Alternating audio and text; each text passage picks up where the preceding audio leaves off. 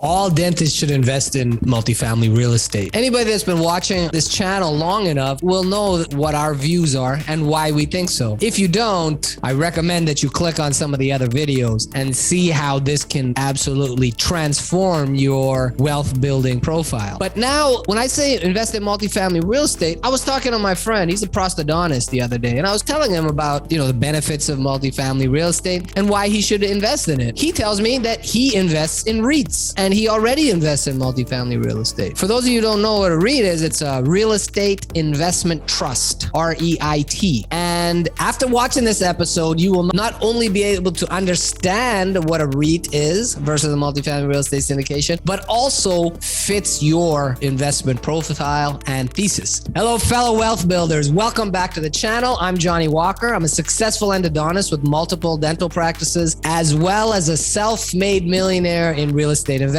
On this channel, we teach dentists and high net worth professionals how they too can get the benefits of real estate investing, cash flows, tax advantages, immense wealth building, all while not taking up much of your time. Investing heavily in real estate over the last decade has allowed me to take a giant step back from my clinical practice, spend enormous time with my family and friends, take 6 to 8 vacations per year, and allow me to do things that truly fulfill my passions. Some of the passions that I like to pursue: number 1, investing in real estate, and number 2, educating my fellow colleagues how they too can reach immense wealth through real estate investing. Now, before we get into it, tell me a little bit about yourself. Have you invested in real estate before? What kind of real estate have you invested in? For those of you who have invested in real estate, what kind of real estate have you invested in? What parts of the country? Continue this conversation in the comments below. Okay, guys, let's get right into it. The first thing that we're going to look at is the ownership structure. A REIT, or a real estate investment trust, is a publicly traded company. Company will go and buy multifamily real estate buildings. And then what they do is they will sell shares of the company that own the real estate. So when you're buying a REIT, you're not actually physically getting direct ownership of the real estate. In a multifamily syndication model, on the other hand, which is what we do, it is very simply put, a multifamily syndication is, say you take a bunch of dentists, we team up, we all pool our capital together and buy a large apartment building that we may individually not be able to do ourselves. But in this model, there is direct ownership of the real estate, whereas in a REIT, it is an indirect ownership of the real estate. Number 2, liquidity. In a REIT, real estate investment trust, you can buy and sell shares at any time and liquidate at any time. So it's a highly liquid investment. It's just like buying shares in Apple or Coca-Cola. You can buy stocks, you can sell it. Now, compare that to multifamily real estate. It is much more of an illiquid investment, meaning that your capital can be tied up. Typical syndication deal can be anywhere between 3 years and 10 years, average about 4 to 5. So that is called a lockup period. During that time, your capital is indeed locked up for the duration of that investment. At the end of that investment, you get back all your capital and any returns that you haven't already received as distributions of cash flow. Some people may consider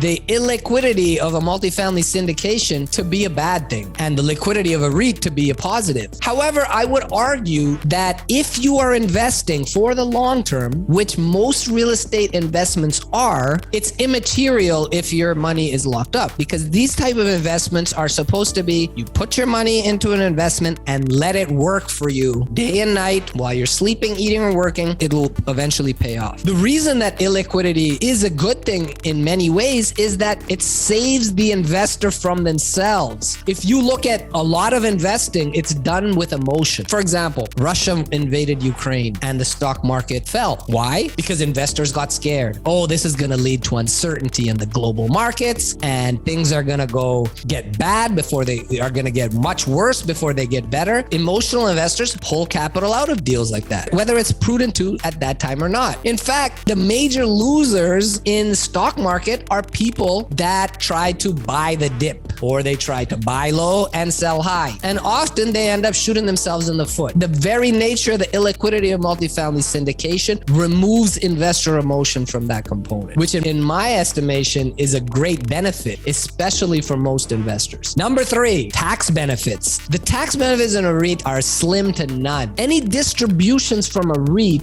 is called a dividend, and dividends are taxed at ordinary income rates. As high income earners, do we really want to add even more ordinary income where we're taxed at the highest rate? This is a distinct disadvantage from multifamily real estate syndications. In a multifamily real estate syndication, cash flows are often in a greatly tax advantaged way. Through a thing called depreciation, it allows for an accounting loss that goes against the actual earned income. And as a result, you get a tax deferred cash flow. Also, just recently in 2020, another modification was happened where bonus depreciation, another thing called bonus depreciation, was allowed by the IRS for real estate investors so that you can get up to 100% decrease of tax liability within the first year of investment. This is very compelling, especially to high income earners. Number 4, rates of return. Which one actually will make the biggest difference in your bank account? Ultimately, that's what counts. REITs traditionally underperform multifamily syndications by a long shot. The average REIT over the last 30 years will return between 9 to 12% on average. And again, in a tax disadvantaged way. Multifamily real estate, on the other hand, on average, internal rates of return between 14 to 17, 18% a year. And last and finally, point number 5 is the minimum cost of investment. In a REIT, it is just like buying stocks. You can buy as little or as much as you want. It can be as little as $50 or $100 on a minimum, and the maximum is whatever you want to take it to. On the other hand, in a multifamily syndication, the minimum investment might be as much as $50,000 to $100,000. There's some syndications that are over $500,000 on a minimum. Cost of investment is